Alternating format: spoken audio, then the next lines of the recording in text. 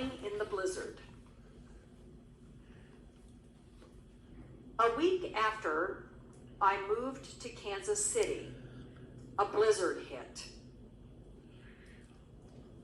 I left work and drove in blinding snow, finally arriving at the house I had rented.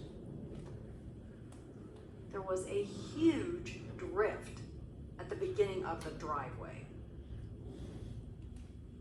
I gunned my car and went right through it, coming to a stop.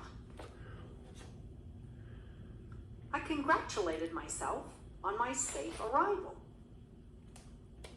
Then I got a shovel out of the back of the car and I cleared the rest of the driveway all the way to the garage. Then I shoveled the walk up to the house. Just as I reached the front step, an elderly man opened the door.